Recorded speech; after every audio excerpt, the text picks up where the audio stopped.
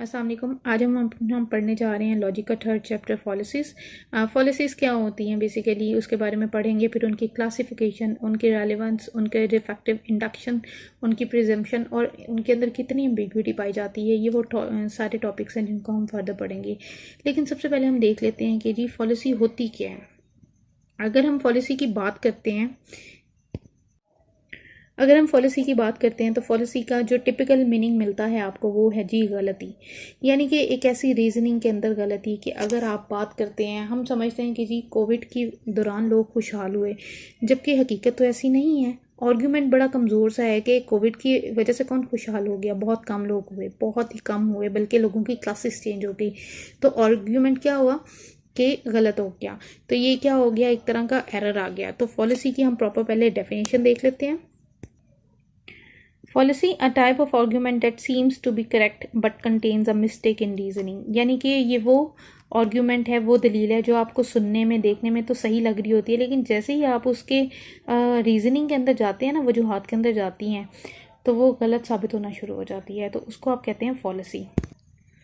Normally जो logicians होते हैं वो फॉलिसी को सिर्फ एक एरर के तौर पे जो है ना वो यूज़ करते हैं कि मे भी जो है मिस्टेकनली हो सकता है, एरर हो सकता है कि कोई भी जो है वो अपना इन आर्ग्यूमेंट इनकोरेक्टली बता रहा है। तो क्या होता है कि पॉलिसी, लॉजिशियन कहते हैं कि पॉलिसी का काम क्या है कि वो जाहिर करती है, इंडिकेट करती है लैंग्वेज के अंदर उन तमाम पिटफॉल्स को जो कि थिंकर को फेस करनी पड़ती है। यानी कि हर्डल्स जो आपको लैंग्वेज में एक दूसरे से ट्रांसलेट करने में, एक दूसरे को कम्युनिकेट करने में आ रहे होते हैं, वो पॉलिसी होते हैं। जैसे आप कहना कुछ चाह रहे होते हैं लेकिन आप कह नहीं पा रहे होते हैं, आपके आर्ग्यूमेंट सपोर्ट नहीं कर रहे होते हैं आपकी बात को, तो उसको हम पॉलिसी ही कहेंगे।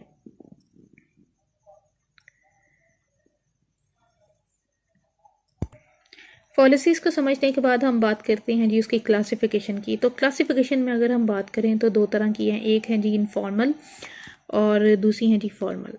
तो अगर हम बात करें कि लॉजिशियन के पॉइंट ऑफ व्यू से, तो लॉजिशियन ने तो नंबर ऑफ़ पॉलिसीज़ की एक लिस्ट जो है वो इंट्रोड्यूस करवाई हुई है, और अनफॉर्चुनेटली हम कोई भी उसकी टेक्सोनॉमी यानी कि उनकी कोई भी प्रॉपर कैटेगरी नहीं बन पाई है अभी तक। लेकिन फिर भी कुछ चीज़ों को समझने के लिए, पॉलिसीज़ को जो है वो अंडरस्टैंड करने के लिए चंद एक कैटेगरीज इंट्रोड्यूस करवाई गई हैं। बट स्टिल अगर हम कहें कि जिस तरह से लाइक एक बायोलॉजी सब्जेक्ट है, उसके अंदर टेक्सोनॉमी आपको इंट्रोड्यूस करवा दी जाती है कि एनिमल्स, मैमल्स एट्सेट्रा, इसी तरह से लॉजिक के अंदर जो है पॉलिसीज़ की भी टेक्सोनॉमी का होना बहुत ज़रूरी है। बट अनफॉर्चुनेटली ये अभी तक इंट्रोड्यूस नहीं हुई है।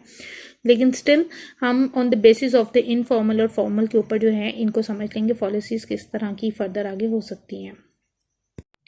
सबसे पहले जो है वो हमारे पास इनफॉर्मल पॉलिसीज़ के अंदर आती हैं जी पॉलिसीज़ ऑफ रेलिवेंस, यानी कि पॉलिसी ऑफ रेलिवेंस जो कि लातादाद इस्तेमाल की जाती हैं और फ्रीक्वेंटली जो है वो एनकाउंटर होते हैं लॉजिशियंस, उनको सामना करना पड़ता है।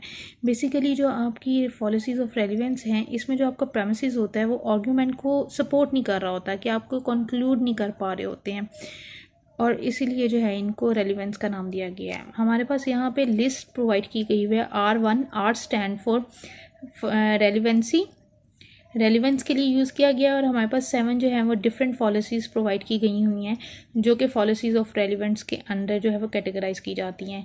सबसे पहले इसमें आता है जी the appeal to the populace.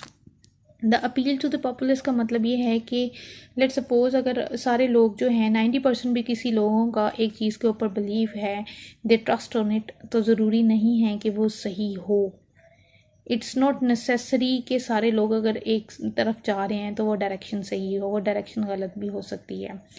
Then we have R2 the appeal to the emotion, यानी कि लोगों के इमोशंस के साथ, ऑडियंस की इमोशंस के साथ खेलना। क्योंकि देखिए हम लॉजिक पढ़ रहे हैं, लॉजिक के अंदर हम आर्ग्यूमेंट्स की बात करते हैं, तो आर्ग्यूमेंट्स के अंदर हम पॉलिसी की बात कर रहे हैं, यानी कि पॉलिसी क्या है, गलती, एरर्स जो हैं।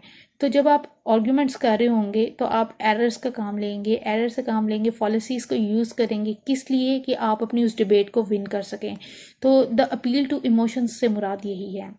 Then we have the red herring. The red herring से मुराद ये है कि जी आर्ग्यूमेंट ही गलत देना सिरे से, कि जो स्टार्टिंग से ही, बिगिनिंग से ही झूठ पे मबनी हो। Then we have R4। R4 stand the strawman. Strawman ये है कि आप किसी का पॉइंट ऑफ व्यू को, किसी दूसरे इंसान के पॉइंट ऑफ व्यू को बेस बनाएं, और उस बेस को जो है फिर आप मैनिपुलेट करें और उसके ऊपर आप आर्ग्यूमेंट्स देना शुरू कर दें। Then we have R5 the attack on the person. अगर हम इस रेलिवेंस पॉलिसी की बात करते हैं तो इसमें क्या होता है कि आप वाइल डिबेटिंग, आप लॉजिकल आर्ग्यूमेंट्स पेश करते करते आप जो है अगले पे एक तरह का वर्बली अटैक कर सकते हैं, या उसके किसी भी आर्ग्यूमेंट के ऊपर या किसी भी एस्पेक्ट से उसके ऊपर आप अटैक कर दें कि अपने आप को जो है वो ग्रेटर साबित करने के लिए आर्ग्यूमेंट्स के अंदर। R6 stand for the appeal to force. सुनने में आपको लग रहा होगा कि आप एक अपील कर रहे हैं, एक हम्बल जेस्चर है, बट रादर दैन इस हम्बल जेस्चर आप एक्सप्लिसिटली या इम्प्लिसिटली, ज़ाहरी तौर पे या अंदरूनी तौर पे आप अपनी ऑडियंस को अपील करते हैं कि वो आपके कंक्लूजन्स को, आपके आर्ग्यूमेंट्स को बिलीव करें और उसको सपोर्ट करें कि वही बात सच है। Then we have R7 missing the point, यानी कि इररेलेवेंट कंक्लूजन। इसमें क्या होता है कि जी जो आपके लॉजिशियन हो सकते हैं या जो आपका रीडर हो सकता है वो आपके आर्ग्यूमेंट्स को, आपके प्रेमिसेस को लॉजिकली डिस्कनेक्ट कर दे और समझ ना पाए कोई एक पॉइंट। जैसे चेन चल रही होती है और चेन में से एक कड़ी अगर टूट जाती है तो आपकी चेन पूरी की पूरी ब्रेकअप हो जाती है। लाइक दिस कि अगर आपके प्रेमिसेस के अंदर जो है कोई भी वो समझ नहीं पाए हैं पॉइंट, तो उसे क्या होगा कि वो कंक्लूजन ही आपका चेंज हो जाएगा। So this was all about the relevance policies के रेलिवेंट पॉलिसीज़ के अंदर जो है वो 7 पॉइंट्स आते हैं कि किस किस तरह से जो है वो पॉलिसीज़ अकर हो सकती हैं और ये सबसे ज़्यादा तादाद में इस्तेमाल की जाती हैं और ये पॉलिसीज़ होती हैं। और second part is policies of defective induction.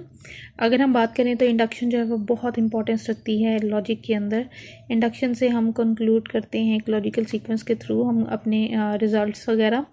तो डिफेक्टिव इंडक्शन यानी कि आपकी इंडक्शन के प्रोसीजर में ही कहीं ना कहीं गड़बड़ है, आपके जो आर्ग्यूमेंट्स हैं वो बहुत जो हैं वो वीक हैं, यानी कि पॉलिसीज़ आपके एरर जो हैं, आपकी गलती कहाँ पे है, आपके जी इंडक्शन के प्रोसेस के अंदर आपकी जो डिफेक्टिव इंडक्शन है वहाँ पे आपकी पॉलिसीज़ एग्जिस्ट कर रही होंगी। तो जब हम बात कर रहे हैं जी डिफेक्टिव इंडक्शन की, तो डिफेक्टिव इंडक्शन की हमारे पास जो है वो 4 हमें पॉलिसीज़ प्रोवाइड की गई हुई हैं। सबसे पहले आता है जी argument from ignorance. Argument from ignorance का मतलब यह है कि लैक ऑफ नॉलेज, कि आपके पास जो है वो नॉलेज की बहुत ज़्यादा जो है वो कमी है और जो है कमी कम होने की वजह से आप वो बिल्कुल जैसे आप कहते नहीं, आपने मिसाल सुनी होगी कि अंधेरे में तेज चलाना, वो सही जगह लगता है कि नहीं लगता, बिल्कुल ऐसे ही है कि आपके पास पूरा इल्म नहीं है और आपने उसकी बेस के ऊपर आर्ग्यू भी कर दिया, दलील भी दे दी, आपने प्रेमिसेस भी ड्रॉ कर दिया और आपने एक कंक्लूजन निकाल के रख दिया। Second one we have the appeal to inappropriate authority. Appeal to inappropriate authority का मतलब यह है कि आप आउट ऑफ दी वे जाके लोगों से अपील करें। लाइक अगर हम बात करते हैं कि अगर आजकल देखें आपके पास सर्फ का ऐड बहुत आ रहे होते हैं और आपके सर्फ के ऐड के अंदर सेलिब्रिटीज़ आ रहे हैं, अगर आप ये एज्यूम करें कि मैंने वो कोई भी सर्फ का ब्रांड यूज़ करना है, क्यों, क्योंकि वो जी सेलिब्रिटी ने यूज़ किया और उसने क्लेम किया बड़ा अच्छा है, that is the wrong thing. तो ज़रूरी नहीं है। तो आप क्या कर रहे हैं, आप अपनी अपील कर रहे हैं लोगों से इनअप्रोप्रिएट अथॉरिटीज़ के पास जाके कि आप जो है वो अपनी उसको सक्सेसफुल बनाएं।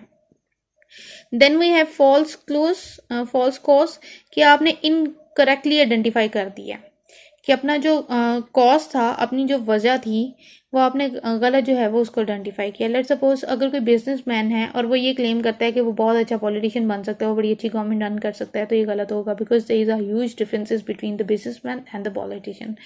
सो then we have hasty generalisation. Hasty generalisation is, hasty होता है भागम भाग, जनरलाइजेशन आम कर देना।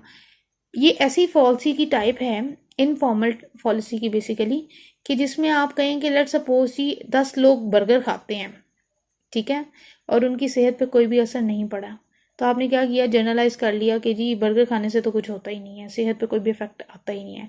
सो दिस इज हेस्टी जनरलाइजेशन, कि आप छोटे से सैंपल साइज के ऊपर आप अपने कंक्लूजन ड्रॉ करके जो है वो शेयर कर देते हैं।